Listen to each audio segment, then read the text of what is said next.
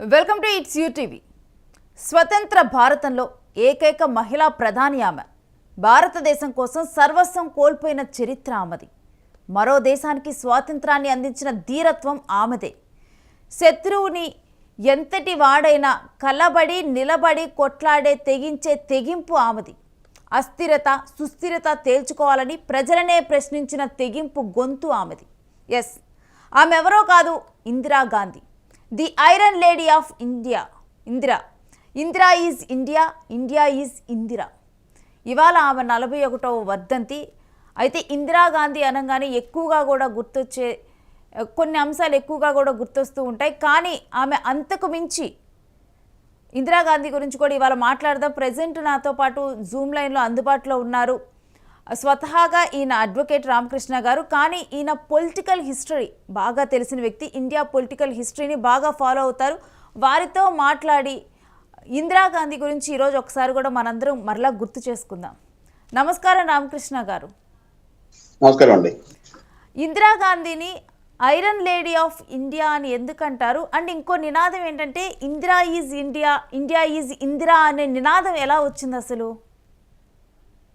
అది అక్కడ ఉన్నటువంటి ఆ పొలిటికల్ గా ఆమెతో ఉన్నటువంటి మనుషులు అన్నటువంటి మాటే తప్ప అది ఆ మాటకి పెద్దగా ప్రాధాన్యత ఇవ్వాల్సినటువంటి పని ఉండదండి. ఓకే, ఇందిరాగాంధీతో పొలిటికల్ గా దగ్గరగా ఉన్న వాళ్ళు ఇచ్చిన నినాదం కొంచెం ఆమె అక్కడ కొంచెం ఇంప్రెస్ చేద్దాం, తద్వారా కొంత లబ్ధి పొందుదాం అనేటటువంటి ఉద్దేశంతో చెప్పినటువంటి ఒక మాట అది. కాకుండా అసలు ఆ యాంగిల్ అది కాదు లెక్క చూడాల్సింది. ఇందిరాగాంధీ గారు ఇండియాకి భారతదేశ రాజకీయ నిర్మాణంలో కానీ భారతదేశ ఆర్థిక నిర్మాణంలో కానీ ఆమె చేసినటువంటి పనులేంటి, ఆమె ఈ దేశానికి ఏం కంట్రిబ్యూట్ చేశారు అనేటటువంటిది మనం చూసుకోవాల్సి ఉంటుంది. అయితే ఐరన్ లేడీ ఆఫ్ ఇండియా అని పిలుస్తారు కదా. అవును, ఆమెకి అది ఐరన్ లేడీ ఆఫ్ ఇండియా కాదు, iron lady of the world అని చెప్పేసి ఇందాక ఒక ఫ్రెండ్ కూడా అన్నారు నాతోటి. ఓకే, ఎంచేదంటే సమకాలీన ప్రపంచ చరిత్రలో అంత ధీరత్వం కలిగినటువంటి మరొక మహిళ మనకు ఎవరు కూడా పెద్దగా కనపడరు. ఇదివరకు మార్గరెట్ థాచర్ కూడా ఇదే మాట అంటారు, కానీ అంతకంటే ఇందిరాగాంధీకే ఆ పదం ఎక్కువ వర్తిస్తుంది, సూట్ అవుతుందండి మీకు. ఎందుకంటే ఆమెని అలా అనడానికి బాగా పెద్ద కారణం మనకు 1971లో ఇటు బంగ్లాదేశ్ నుంచి దాదాపుగా 1 కోటి మంది శరణార్థులు మన వెస్ట్ బెంగాల్ ప్రాంతంలోకి వచ్చేసి మనకు ఆర్థికంగా భారం అయినప్పుడు, బంగ్లా విమోచన పోరాటం అక్కడ వాళ్ళు చేస్తున్నప్పుడు, ఇటు పాకిస్తాన్ నుంచి అణచివేత తీవ్రంగా ఉన్నప్పుడు, పాకిస్తాన్ సైన్యం చేతిలో వాళ్ళు నలిగిపోతున్నప్పుడు, ఇక పాకిస్తాన్ నుంచి బంగ్లాదేశ్ ని విడదీయాలి అనేటటువంటి ఏకైక లక్ష్యం అక్కడతో వాళ్ళు పోరాడుతుంటే, వాళ్ళకి ఇటు శరణార్థుల్ని భరించలేనటువంటి స్థితిలో మనం, అలాగే వాళ్ళ యొక్క విమోచన పోరాటానికి మద్దతు ఇవ్వాలనేటటువంటి ఒక రాజకీయ నిర్ణయాన్ని ఆమె తీసుకుని అటు అమెరికా వెళ్ళటం, అమెరికాలో నిక్సన్తో ఆమె చేసినటువంటి చర్చ, నిక్సన్ ఈమెను ప్రత్యక్షంగాను పరోక్షంగాను కూడా బెదిరించబోవటం, అయినప్పటికీ కూడా ఆమె ఏ రకంగానూ కూడా వెనకాడకుండా తిరిగి మళ్ళీ ఇక్కడికి వచ్చి సోవియట్ రష్యాతో ఆమె ఒక రకమైనటువంటి స్నేహాన్ని నెరిపి ఆ యుద్ధాన్ని గెలవటం, పాకిస్తాన్ నుంచి బంగ్లాదేశ్ ని విడదీయటం, పాకిస్తాన్ తాలూకు 93,000 మంది సైనికుల్ని ఆయుధాలను అప్పగించేసి మోకాళ్ళ మీద నిలబెట్టి సరెండర్ చేయించుకోవటం, ఇలాంటి కార్యక్రమాలన్నీ కూడా ఇక మామూలు మనుషులు చేయదగినటువంటి పనులు అయితే కాదు. ఆ ధీరత్వం, ఆ స్థితప్రజ్ఞత, ఆ గొప్పతనం ఆమెకే చెందింది. ఆమె మాత్రమే అలాంటి డెసిసివ్ నిర్ణయాత్మకమైనటువంటి చర్యల్ని ఆమె మాత్రమే చేయగలదు అనేటటువంటిది ప్రపంచం అంతా చూసింది. దీనికి ప్రోస్ అండ్ కాన్స్ అనుకూలంగాను ప్రతికూలంగాను చాలా మంది మాట్లాడతారు, కానీ వాస్తవం అనేటటువంటి వాస్తవమే. అయితే రామకృష్ణ గారు, ఇందిరాగాంధీలో అంతటి తెగింపు, ఇప్పుడు మీరే అన్నారు అసలు ప్రపంచంలోనే అంటే ఆ పదవిలో నిజంగానే అంత ధీరత్వం ఉన్న మహిళ లేదనే చెప్పాలి. ఇప్పుడు మీరు అన్నట్లుగానే ఏకీభవించవచ్చు ఆ మాటలతో. అయితే ఇందిరాగాంధీలో అంతటి తెగింపు ఉండటానికి కారణం చిన్నప్పటి నుంచి ఆమె పెరిగిన పరిస్థితులు కానీ, చిన్నప్పటి నుంచి కూడా ఆమె ఎప్పుడు కూడా స్వతంత్ర పోరాటం కోసం పోరాడే వాళ్ళ మధ్యలో పెరగటము, అలాంటి స్కూళ్ళలోనే తను చదవటము, తను చదివిన స్కూళ్ళల్లో కూడా తనకి దేశభక్తిని రంగరించిపోయటము, ఇలాంటివన్నీ కూడా రవీంద్రనాథ్ ఠాగూర్ శిష్యులు స్థాపించినటువంటి స్కూల్లోనే తాను కూడా చదివింది. ఇవన్నీ కూడా దోహదపడ్డాయని చూడాలా? చూడొచ్చండి. ఇంకేదంటే ఉమ్, ఇందిరాగాంధీ ఫ్యామిలీకి ప్రత్యేకించి మోతీలాల్ నెహ్రూ గారు, తర్వాత జవహర్లాల్ నెహ్రూ, ఈమె వీళ్ళతో చూసుకున్నప్పుడు వీళ్ళు ఎప్పుడు కూడా వాస్తవానికి దగ్గరగా ఉంటారు. ఉమ్, భౌతికపరమైనటువంటి వాస్తవానికి దగ్గరగా ఉంటారు. అనవసరమైనటువంటి నినాదాలు కానీ అనవసరమైనటువంటి అతిశయాలకు కానీ పోకుండా ఏం చేస్తే ఫిజికల్ గా ఎలాంటి పని చేస్తే ఎలాంటి ఫలితం వస్తుంది అనేటటువంటి దాన్ని చాలా తులనాత్మకంగా వాళ్ళు నిర్ణయం చేసి ఆ రకంగా అడుగులు వేయటం ద్వారా మీకు ఏదైనా ఆమె చేసినటువంటి పనులు మీకు రాజభరణాల రద్దు కానీ, లేకపోతే బ్యాంకుల జాతీయకరణ కానీ, లేకపోతే 20 సూత్రాల కార్యక్రమాన్ని అమలుపరచడం కానీ, లేకపోతే మీరు ఇప్పుడు మాట్లాడినటువంటి ఈ పాకిస్తాన్తో ఈ యుద్ధం కానీ, ఉమ్, ఇవి ఏవైనప్పటికీ కూడా ఆమె చాలా సైలెంట్ గా చేశారు. చేసిన తర్వాత వాటిని ప్రచారానికి వాడుకోలేదు ఆమె. ఉమ్. ఆమె తాలూకు ఫలితాలే ఆవిడ తిరిగి అలాంటి రాజకీయంగా ఉపయోగపడి తప్ప ఇప్పుడు కేవలం దాన్ని ఏదో ఒక చిన్న ఒక తుపాకీ పేల్చి ఆపరేషన్ ఏదో పేరు పెట్టుకోవటం, లేకపోతే ఇంకోటి ఏదో చేయటం, ఇలాంటి పనులు ఆవిడ చేయలేదు. తర్వాత ఆమె చనిపోవడంలో కూడా మీకు కారణం చూడండి.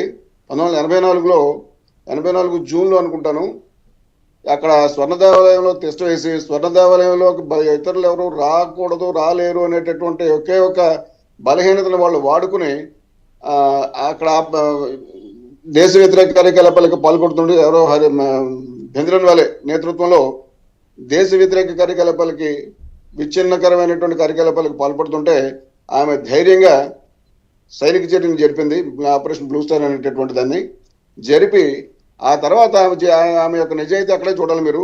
ఉమ్, అప్పటికి హోమ్ మినిస్టర్ మన పివి నరసింహారావు గారు, మాజీ ప్రధాని, హోమ్ మినిస్ట్రీ నుంచి ఆమెకి ఒక నోట్ వెళ్ళింది. ఏమనంటే, మీ వ్యక్తిగతమైనటువంటి అంగరక్షకుల్లో, మీ పర్సనల్ సెక్యూరిటీ గార్డ్స్ లో సిక్కు మతస్థులుగా ఉన్నట్టయితే ఈ ఆపరేషన్ బ్లూ స్టార్ నేపథ్యంలో సిక్కు మతస్థుల యొక్క మనోభావాలు గాయపడినాయి కాబట్టి కొంచెం ప్రమాదం ఉండేటటువంటి అవకాశం ఉంది అని చెప్పేసి అంటే ఆమె మన ప్రాణం కోసం అని చెప్పేసి సెక్యులరిజం అనేటటువంటి పదాన్ని మనం నీరుగారు చేస్తే ఇంకా మన జీవితానికి అర్థం లేదు అని చెప్పి ఆ బియాన్ సింగ్, సత్వంత్ సింగ్ ఆ ఇద్దరిని కూడా ఆ సెక్యూరిటీ తన పర్సనల్ సెక్యూరిటీ ఈ దీంట్లో తీయకుండా మార్చకుండా వాళ్ళనే కొనసాగించింది. వాళ్ళ చేతిలోనే ఆమె ప్రాణం కోల్పోయింది అని చెప్పంటే ఆమె ప్రాణం కోల్పోయేటటువంటి పరిస్థితి ఉన్నప్పుడు అక్కడ ఒక రకమైనటువంటి హెచ్చరిక ఉన్నప్పటికీ కూడా తన ప్రాణాన్ని మామూలు మిగతా వాళ్ళ యొక్క ప్రాణంతో మాత్రమే సమానం చేసి నేను దేశ ప్రధాని,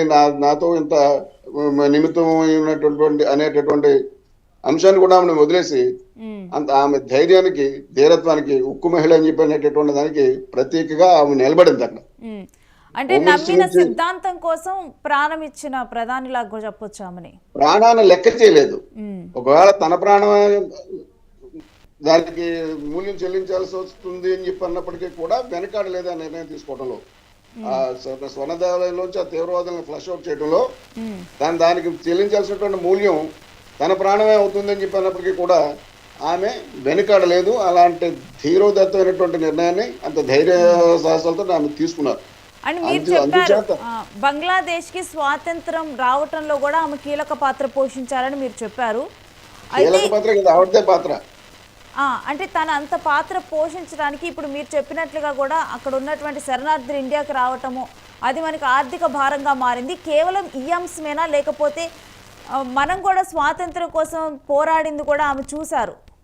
ఆ టైంలో కూడా స్వాతంత్ర పోరాటం చూశారు. స్వాతంత్రం ఎంత ఇంపార్టెన్స్ అని తెలిసిన మహిళగా కూడా, ఒక మహిళా ప్రధానిగా కూడా తాను ఆ పాత్ర పోషించారని చూడాలా మనం. అలా కదా, అంటే ఇప్పుడు ఇతర దేశాల యొక్క సార్వభౌమ అధికారాల్లో కానీ ఆ నేపథ్యంలో మనం ఇతరులు పాల్పంచుకోకూడదు అనేటటువంటిది మనకు ఒకటి ఉంది, పంచశీల సిద్ధాంతంలో ఉంది. అది అయినప్పటికీ కూడా ఇది పాకిస్తాన్ ఆంతరంగిక విషయం అని చెప్పేసి అనుకోవడానికి వీలు కాదు. ఎందుకు వీలు కాదంటే అప్పటికి ఉన్నటువంటి జనాభాలో దాదాపుగా బంగ్లాదేశ్ లో ఉన్నటువంటి జనాభాలో 1 కోటి మంది అని చెప్పంటే ఆటోమేటిక్ గా 10% అయి ఉండాలి. 1 కోటి మంది శరణార్థులు ఇండియాకి రావటం, ఇండియా వాళ్ళని భరించాల్సి రావటం, తర్వాత ఆ రకంగా మన యొక్క మన స్థితిగతులు మీద దాని ప్రభావం ఉంది. కాబట్టి అది మనకి పరాయి అంశం అయితే కాదు. ఫారినిస్ట్ అని చెప్పేసి అనడానికి లేదు. మనం ఎఫెక్ట్ అయ్యాం దానివల్ల. మన ఆర్థిక వ్యవస్థ ప్రభావితం అవుతుంది, మన భూభాగం ప్రభావితం అవుతుంది. కాబట్టి దాన్ని మనం ఏదో రకంగా పరిష్కరించుకోవాల్సినటువంటి సందర్భం ఉంది. ఉమ్, ఆ పరిష్కారం మరో రకంగా సాధ్యం కాదు, బంగ్లాదేశ్ విడగొడితే తప్ప. అలాంటి సన్నివేశంలో ఆమె తప్పనిసరి పరిస్థితుల్లో ఆ రకమైనటువంటి చర్యకి వెనకాడకుండా తీసుకుంటే ఈవేళ బంగ్లాదేశ్ విముక్తమైంది. ఆ రకంగా అక్కడ బంగ్లాదేశ్ ఏర్పాటు చేసినటువంటి గొప్ప ప్రధానిగా ఆమె చరిత్రలో ఆవిడకి ఒక రకమైనటువంటి స్థానం దక్కింది. ఇక ఇందిరాగాంధీ రాజకీయ రంగ ప్రవేశం వెనుక ఉన్నటువంటి నేపథ్యం ఏంటి? రాజకీయ రంగ ప్రవేశానికి నేపథ్యం ఉంటుంది. వాళ్ళ ఇంటి స్వతహాగా ఆమె ఒక ప్రధాని కూతురే కదా.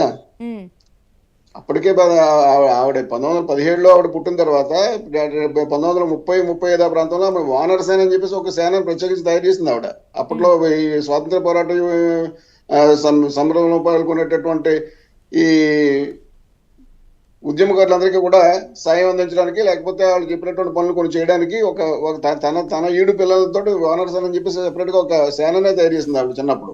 ఉమ్, ఆ రకంగా నెహ్రూ గారితో ఆవిడకి ఏకైక కుమార్తె కాబట్టి ఆమెకి ఇప్పుడు గ్లిమ్సెస్ ఆఫ్ వరల్డ్ హిస్టరీ అనేటటువంటిది ఏముంది, ఆయన జైల్లో ఉన్నప్పుడు కూతురికి రాసినటువంటి లేఖలవి. ఆ లేఖల్లో కేవలం ఆవిడ యోగక్షేమ సమాచారాలు అడగడమే కాకుండా అక్కడ ప్రపంచ చరిత్రలో ఆమెకి ఒక రకమైనటువంటి ఆకలింపు కలిగేలాగా ఆ లెటర్లని ఆయన రాసాడు. పెద్ద పుస్తకం అయింది అది.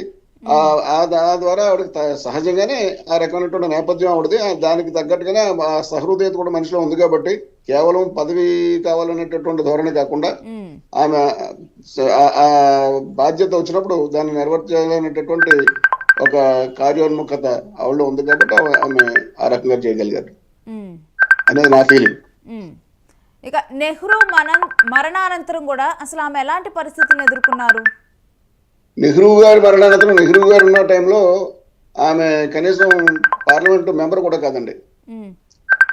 ఆమె నెహ్రూ గారు కూతురుగా ఆయనతో పాటు విదేశీ పర్యటన చేసి ఉండొచ్చు కాక, కానీ ఆయన తర్వాత ఈవిడే ప్రధాని అవుతారనేటటువంటి ఆలోచన ఆ రోజుల్లో ఎవరికి లేదు. అందుచేత ఆటోమేటిక్ గా తర్వాత ఉన్నటువంటి నాయకత్వం లాల్ బహదూర్ శాస్త్రి గారు అయ్యారు. ఆయన దాదాపుగా 18 నెలల పాటు ఆయన చేశారు. 1964 నెహ్రూ మే నెలలో అనుకుంటాను చనిపోతే, ఆ తర్వాత 1966 వరకు ఈవిడ వచ్చే వరకు ఆయన మధ్యలో ఉన్నారు. తర్వాత ఆయన తాష్కెంట్ ఒప్పందంలో రష్యా వెళ్ళటం, అక్కడ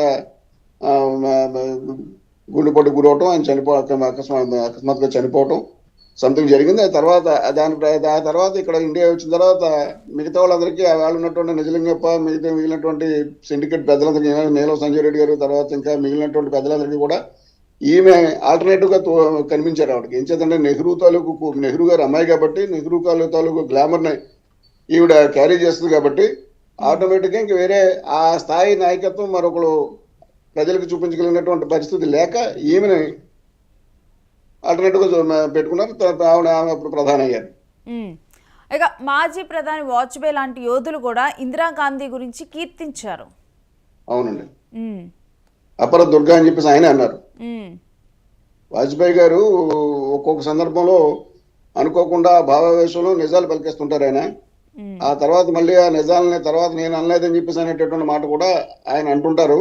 కానీ అనడం వాస్తవం. ఆయన అనకపోతే ఈ మాట రాదు. అప్పట్లో వచ్చినటువంటి ప్రెస్ లో వచ్చినటువంటి మాట అది. ఆయన అన్నారు. నెహ్రూ గారు చనిపోయినప్పుడు అయితే ఇంకా పెద్ద ఉత్తరమే రాశారు ఆయన. అందుచేత వాజ్పేయి గారు ఈవిడ్ని అపర కాళిక, అపర దుర్గా అని చెప్పేసి ఈవిడ్ని బంగ్లాదేశ్ యుద్ధానంతరం, పాకిస్తాన్తో యుద్ధానంతరం బంగ్లాదేశ్ విమోచన జరిగిన తర్వాత, బంగ్లాదేశ్ ఏర్పడిన తర్వాత ఆ సందర్భంలో ఆయన అనటం వాస్తవం. ఆయన అన్నారు. ఓకే, ఇక దేశ భద్రతకు అసలు ఇందిరాగాంధీ ఉపయోగించిన ఫార్ములా ఏంటి రామకృష్ణ గారు?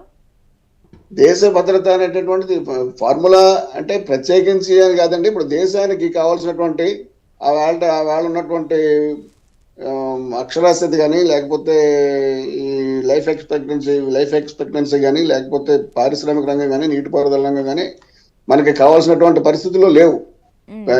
మన విదేశీ దిగుమతుల మీద ఎక్కువ ఆధారపడేటటువంటి పరిస్థితి. ఆహార భద్రత లేదు. ప్రజలందరికీ సమృద్ధిగా ఆహారం కావాల్సినటువంటి ఆహారాన్ని మనమే పండించుకునేటటువంటి పరిస్థితి లేదు.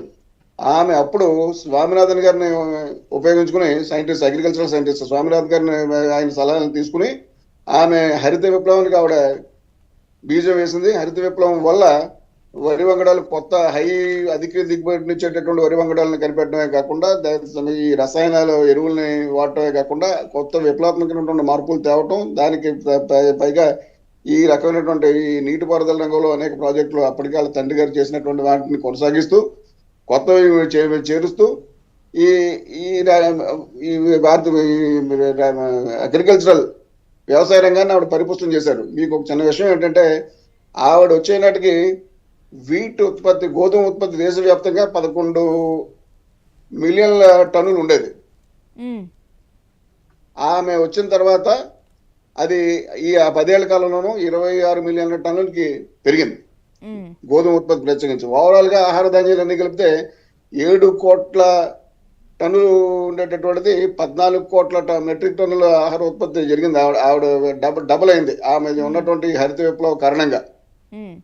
అలాంటి చర్యలని ఆమె వాస్తవిక దృక్పథంతో తీసుకున్నారు. ఆవిడ వాస్తవిక దృక్పథం అని చెప్పంటే ప్రచార యావ లేకుండా, అతిశయం లేకుండా, ఏ రకమైనటువంటి రాజకీయ లబ్ధి కోణం లేకుండా కేవలం అందరికీ భారతదేశం అనేటటువంటిది ప్రపంచంలో గొప్పగా శక్తిగా ఎదగాలి అనేటటువంటి దృక్పథంతో సిన్సియర్ గా, అంటే మనం ఏమంటాం అంటే చిత్తశుద్ధి అంటాం కదా, చిత్తశుద్ధితో పనిచేసినటువంటి ఒక మహానాయకురాలు ఆవిడ. ఆ చిత్తశుద్ధి లోపించి ఎంతసేపు ప్రచారం లేకపోతే ఆర్భాటం లేకపోతే మరొకటో లేకపోతే వ్యక్తిగతమైనటువంటి లాభం మాత్రమే చూసుకుంటే అసలైనటువంటి ప్రయోజనాన్ని మనం పణం పెట్టాల్సినటువంటి పరిస్థితి ఏర్పడుతుంది. అసలైనటువంటి ప్రయోజనాన్ని పణం పెట్టి మిగతా చిన్న చిన్న చౌకబారు ప్రయోజనాల కోసం కనుక మన పెద్ద నాయకులు ఎగబడితే మిగిలేది విపత్తే మిగులుతుంది, విచ్ఛిన్నమే జరుగుతుంది. కాకపోతే ఇందిరాగాంధీ దగ్గరికి వచ్చేసరికి ఎప్పుడు కూడా వాటి దగ్గర అతిశయం అనేటటువంటిది లేదు. ఆవిడ ఏదైనప్పుడు కూడా ఆచరణాత్మకమైనటువంటి దాన్ని చేశారు. అది కూడా ప్రచార ఆర్భాటం లేకుండా చేశారు. అంత గొప్ప. ఆ పైగా ఈ చిత్తశుద్ధి, ప్యూరిటీ ఆఫ్ మైండ్, ఆ ప్రయోజనం జరగాలనేటటువంటి దాన్ని కోసం అని చెప్పేసి పనిచేయడమే తప్ప నేనేదో ఈ తర్వాత ఆవిడ టైంలోనే మీకు ఒక్కరాను అణుపరీక్షలు కూడా జరిగినాయి 1974లో అనుకుంటాను. అది కూడా ప్రచారం లేకుండా చేశారు. దానికోసం కూడా అంటే దానికి కూడా ఒక స్టోరీ కూడా ఉంది. ఆ జరిగిన దానికి కూడా అణుపరీక్షలకి తెలియకుండా ఒక డేరింగ్ స్టెప్ తీసుకొని చేయటం. అవును, అది ఇతరులకు తెలియకూడదు కదా. అంటే మా దగ్గర ఈ శక్తి ఉంది, మీరు మమ్మల్ని చిన్న చూపు చూడడానికి వీలు లేదనేటటువంటి ఒక సందేశాన్ని ఆవిడ ప్రపంచ దేశాలకు పంపించారు. అప్పటికే ప్రచ్ఛన్న యుద్ధం జరుగుతున్నటువంటి కాలం. ఓ పక్క సోవియట్ రష్యా, ఓ పక్క అమెరికా కూటములతో ఉన్నప్పుడు మనది అలీనోద్యమం కాబట్టి అలీనోద్యమంలో ఏం చెప్పంటే ఏ కూటమితోనూ ప్రత్యక్షంగా మనం చేరకుండా మన యొక్క స్వతంత్రతని నిలుపుకునేటటువంటి పరిస్థితిలో మన దేశాన్ని, మన దేశ విదేశ విధానాన్ని అటు జవహర్లాల్ నెహ్రూ గారు రూపొందించారు. అదే కొనసాగుతూ వచ్చింది. ఇప్పటికీ కూడా అదే జరుగుతుంది. అయితే ఈ క్రమంలో మన ఎవరికి మనం ఎటు చేరలేం అని చెప్పి, ఏ కూటమిలోనూ చేరకపోవటం అని చెప్పంటే బలహీనంగా మిగిలిపోవటం కాదు. మా అంతటా మేము స్వయం శక్తి సంపన్నత కలిగినటువంటి వాళ్ళం. మాకు మిలిటరీ పాఠం శక్తి ఉంది, మాకు అణుపాఠం ఉంది, మాకు స్వయం సమృద్ధి ఉంది, మాకు అన్ని రకాలైనటువంటి బలాలు ఏమేమి కావాలో అన్నీ ఉన్నాయి. అంచేత ప్రపంచ గౌరవానికి మేము కూడా పూర్తిగా అగ్రరాజ్యాలతో పాటు సమానంగా అర్హులు అని చెప్పేసి ప్రపంచానికి చాట చెప్పడానికి ఆమె ఏమేమి చేయాలో అవి చేశారు. ఇక గరీబీ హటావో అనే నినాదం తీసుకోవడం వెనక కారణాలు ఏంటి రామకృష్ణ గారు? గరీబీ హటావో అంటే పేదరికం పోవాలనేటటువంటిది. పేదరికం పోవాలి, స్వయం సమృద్ధి జరగాలి, ఆహార ధాన్యాల ఉత్పత్తి పెరగాలి, అలాగే జాగీర్దారులు పోవాలి, జమీందారీలు పోవాలి, భూ సంస్కరణలు అమలు జరగాలి, భూమి అనేటటువంటిది ఇంచుమించుగా ప్రతి ఒక్కరికి కూడా అందుబాటులోకి రావాలి. కేవలం భూస్వామ్య పద్ధతులకు మాత్రమే కాకుండా దున్నేవాడికి భూమి మీద హక్కు కలగాలనేటటువంటి ఏకైక నినాదంతో ఆవిడ చిత్తశుద్ధితో చేశారు ఆ పని. అలా చేయటం వల్ల ఈవేళ మామూలు పేదవాడికి కూడా ఒక భూమిని, పేదవాడికి కూడా ఒక నీడ, ఒక ఇల్లని, పేదవాడికి కూడా ఒక గౌరవం అని అన్ని జరిగినాయి. తర్వాత జరిగేటటువంటి అనేక డెవలప్మెంట్స్ కి అది ఆద్యమైంది. అవును. ఇంకా ఆమె తీసుకున్న మరో కీలక నిర్ణయం మీరు ఆల్రెడీ కూడా చెప్పారు, బ్యాంకుల జాతీయకరణ ఆమె తీసుకున్న కీలక నిర్ణయం అని చెప్పి. బ్యాంకుల జాతీయకరణతో దేశ ఆర్థిక ప్రగతి ఏ విధంగా మారింది? బ్యాంకుల జాతీయకరణ వల్ల మీకు దాదాపుగా బ్యాంకింగ్ లో ఉన్నటువంటి అప్పటికి ఉన్నటువంటి శాఖలు కేవలం దేశవ్యాప్తంగా 10,000 శాఖలు ఉంటే దాన్ని ఇంచుమించుగా మొదటి 4-5 ఏళ్లలో 30,000 శాఖల కింద విస్తరించింది బ్యాంకింగ్ రంగం. డిపాజిట్లు ఎక్కువ పెరిగినాయి. అలాగే బ్యాంకులు ఇచ్చేటటువంటి రుణాలు కూడా పెరిగినాయి. ఆ రుణాలు తీసుకునేటటువంటి వాళ్ళు కేవలం పారిశ్రామికవేత్తలు పెద్దలే మాత్రమే కాకుండా అట్టడుగు ఉన్నటువంటి బడుగులు కూడా రుణాలు తీసుకునేటటువంటి ఒక ప్లాట్ఫామ్ బ్యాంకుల జాతీయకరణ ద్వారా జరిగింది. అందుచేత బ్యాంకుల జాతీయకరణ అనేది లేకపోతే పేదలు, బడుగు వర్గాలు, చిన్నవాళ్ళు వీళ్ళంతా కూడా ఆర్థిక వ్యవస్థకి, ఆర్థిక రంగానికి దూరంగా నిలిచిపోయేటటువంటి పరిస్థితి. కేవలం పారిశ్రామికవేత్తలకి లేకపోతే పెద్ద సమాజంలో ఉన్నటువంటి పెద్దలకి, ధనవంతులకి మాత్రమే బ్యాంకింగ్ రంగం అనేటటువంటి కాన్సెప్ట్ పోయి బ్యాంకింగ్ రంగం అనేటటువంటిది అతి సామాన్యుడికి కూడా అందుబాటులోకి వస్తుంది అనేటటువంటి ఫీలింగ్ బ్యాంకుల జాతీయకరణ ద్వారా తెచ్చింది ఆవిడ. అలాగే ఇన్సూరెన్స్ కంపెనీలు కూడా జాతీయం చేశారు ఆవిడ. అలాగే బొగ్గు, తర్వాత ఉక్కు రంగాలు కూడా జాతీయం చేశారు. ఇక ఎమర్జెన్సీ తర్వాత కూడా ఆమె ఒక స్లోగన్ తీసుకున్నారు, అస్థిరత సుస్థిరత అనే స్లోగన్. అయితే దాంతో ఆమె సాధించిన విజయం ఎమర్జెన్సీ అనేటటువంటిది అది అవాయిడబుల్ కాదా అనేటటువంటి దాని మీద భిన్నాభిప్రాయాలు ఉన్నాయి. ఎమర్జెన్సీ ఆమె నియంతృత్వ పోకడల వల్ల ఎమర్జెన్సీ వచ్చిందనే దానికి నేనైతే వ్యక్తిగతంగా వ్యతిరేకం. ఎందుకంటే కేవలం ఒక అతి పెట్టి కేసు, అది చాలా చిన్న కేసు. ఆమె ఎలక్షన్ లో జరిగినటువంటి చిన్న తప్పు అనేటటువంటి అప్పటికి ఉన్నటువంటి యశ్పాల్ అనే అతను ఒక ప్రైమ్ మినిస్టర్ ఆఫీస్ లో పనిచేసేటటువంటి అతను రాజీనామా సమర్పించి ఇక్కడ ఈ వేదిక నిర్మాణానికి ఏదో పాల్పంచుకున్నాడని చెప్పేసి ఒక అభియోగం. ప్రైమ్ మినిస్టర్ ఆఫీస్ లో అతను రాజీనామా సమర్పించేసిన తర్వాత బయటకు వచ్చేసాడు. అది రాజీనామా యాక్సెప్ట్ చేయడానికి కంటే ముందు ఇందులో పాల్గొన్నాడు. కాబట్టి అతను రాజీనామా సమర్పించడానికి, రాజీనామా యాక్సెప్ట్ అవడానికి మధ్యలో ఉన్నటువంటి జరిగిన కాలంలో ఈ ఎలక్షన్ లో పార్టిసిపేట్ చేయడం అనేటటువంటి ఒక అతి చిన్న కారణంతో 130,000 ఓట్ల మెజారిటీతో గెలిచినటువంటి ఇందిరాగాంధీని అనర్హురాలుగా ప్రకటించడమే కాకుండా 6 సంవత్సరాల పాటు ఆమె ఎలాంటి ఎన్నికల్లోనూ పోటీ చేయకూడదని చెప్పేసి ఒక దారుణమైనటువంటి తీర్పు జస్టిస్ సిన్హా గారు, అలహాబాద్ హైకోర్టు జస్టిస్ సిన్హా గారు ఇచ్చారు. అది ఎలాంటిదంటే ఒక పెద్ద ఆయన అన్నారు అప్పట్లో, ఎలా అంటే ట్రాఫిక్ వైలేషన్ కి ఏదైనా మనం స్కూటర్ కానీ సైకిల్ కానీ ఏదైనా ఒక 1 వే ట్రాఫిక్ ఎదురుగా సైకిల్ దొక్కి వెళ్తాం మనం. కేవలం అక్కడ ఉన్నటువంటి పోలీసు అతను లాఠీ ఉపయోగించడం కాకుండా గన్ తీసి కాల్ చేస్తే మనిషిని ఎంత తీవ్రమైనటువంటి శిక్ష ఉంటుందో, అంటే ఒక చిన్న ట్రాఫిక్ వైలేషన్ కి మనిషిని చంపేస్తే ఎలాంటి శిక్ష అవుతుందో ఇక్కడ కూడా అదే శిక్ష వేసాడు ఈయన సిన్హా గారు అని చెప్పేసి అప్పుడు ఒక ఆర్థికవేత్త, ఒక ఇంటర్నేషనల్ పత్రికేయుడు ఒక ఆయన అన్నారు అప్పట్లో. అదే మళ్ళీ దాని మీద అప్పీల్కి వచ్చినప్పుడు జస్టిస్ విఆర్ కృష్ణయ్య గారు, ఆయనకు వచ్చినటువంటి మొత్తం ఇంగ్లీష్ లో మహాదిట్ట ఆయన రాసినటువంటి పదాలను చదువుకోవాలంటే మళ్ళీ మనం 4-5 డిక్షనరీలు రిఫర్ చేయాల్సి ఉంటుంది. అంతటి విఆర్ కృష్ణయ్య గారు కూడా ఈ జరిగినటువంటి తప్పు ఏంటో, వచ్చినటువంటి తీర్పు ఏంటో, తను ఇవ్వాల్సినటువంటి ఆర్డర్ ఏంటో చూడకుండా, కాన్సిక్వెన్సెస్ చూడకుండా, కేవలం తన పాండిత్యాన్ని మాత్రం ప్రదర్శించి బ్లాంకెట్ స్టే ఇవ్వకుండా కేవలం షరతులతో కూడినటువంటి స్టే ఇచ్చారు ఆయన. ఇస్తే అది జూన్ 24, 25, 1976లో అనుకుంటాను అది. అయితే అప్పుడు ఆయన ఏం చేస్తారు, దాన్ని అదే టైంలో జయప్రకాష్ నారాయణ గారు అంటే పెద్ద సోషలిస్ట్ నాయకుడు అని చెప్పేసి మనకు అందరికీ పేరు. ఈవిడ చేసినటువంటి పనులని కూడా సోషలిస్ట్ పనులే చేశారు ఇందిరాగాంధీ గారు. ఏమేం చేశారు బ్యాంకులు జాతీయం చేయడం కానీ, రాజభరణాలు రద్దు చేయడం కానీ, లేకపోతే 20 సూత్రాల ఆర్థిక కార్యక్రమం కానీ, భూ సంస్కరణలు కానీ, అన్ని ఏదైనప్పటికీ కూడా కేవలం సామ్యవాదం, వాదం గెలవాలనేటటువంటి ధోరణితో ఆవిడ పనిచేస్తే దానికి భిన్నంగా ఉన్నటువంటి క్యాపిటలిస్టు మొరార్జీ దేశాయ్ గారు, ఆయన ప్రధాని అవడం కోసం అని చెప్పేసి ఆయన జయప్రకాష్ నారాయణ గారు అటు పనిచేశారు. ఆయన సోషలిస్ట్ అని చెప్తూ సోషలిస్ట్ చేసేటటువంటి కార్యక్రమాలు ఇందిరాగాంధీ గారిని దించేయడానికి సంపూర్ణ విప్లవం అని చెప్పారు. ఆయన చెప్పినటువంటి మాట ఏంటంటే సైన్యాన్ని కేంద్ర ప్రభుత్వం యొక్క మాట వినొద్దని చెప్పేసి ఆయన పిలుపునిచ్చాడు. పోలీసుల్ని కేంద్ర ప్రభుత్వం యొక్క మాట వినొద్దని చెప్పేసి పిలుపునిచ్చాడు.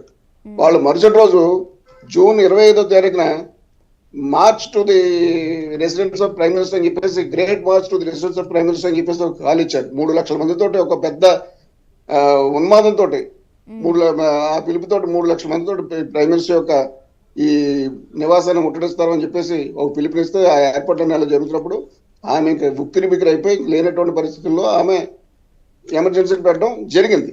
ఎమర్జెన్సీ వల్ల కొన్ని ఉత్తర భారతదేశంలో కొన్ని ఎక్సెసెస్ కూడా జరిగినటువంటిది కూడా అది మనం ఒప్పుకోవాలి. అది అవాయిడబుల్లా కాదనేటటువంటిది చెప్పలేము, దాని మీద భిన్నాభిప్రాయాలు ఉంటాయి. అలాంటిది ఆమె ఆ ఎమర్జెన్సీ పెట్టడం ద్వారా ఆమె తాలూకు మిగిలినటువంటి అతి ప్రభావశీలమైనటువంటి ఆవిడ చరిత్రకి ఒక రకమైనటువంటి చిన్న ఒక స్కార్ కింద ఎమర్జెన్సీ అనేటటువంటి మిగిలింది. కాకపోతే ఇప్పుడు మన భారతదేశం చూసుకుంటే భారతదేశం ఇంత సుస్థిరంగా ఉండటానికి ఇందిరాగాంధీ వేసిన పునాదులే కారణం అంటారు. సుస్థిరత అనేటటువంటిది ఇప్పుడు మనకు భారత రాజ్యాంగం, తర్వాత పెరిగినటువంటి మిలిటరీ పాఠవం, తర్వాత జరిగినటువంటి వీళ్ళు చేసినటువంటి నీటిపారుదల రంగంలో చేసినటువంటి విప్లవాత్మకమైనటువంటి ప్రాజెక్టులు కానీ, అలాగే ప్రభుత్వ రంగంలో చేసినటువంటి పెద్ద పెద్ద భారీ ఉక్కు పరిశ్రమలు కానీ, ఇంకా అనేక పరిశ్రమలు కానీ, వీటన్నిటి వల్ల ఆర్థికంగా మనం కొంచెం ఎప్పుడైతే బలపడిన తర్వాత కేంద్రాధిపత్యాన్ని కొంచెం పెంచేలాగా ఆర్టికల్ 42వ రాజ్యాంగ సవరణ ఆవిడ చేయటం, వీటన్నిటి వల్ల కేంద్ర ప్రభుత్వం యొక్క బలం కొంచెం పెరిగింది.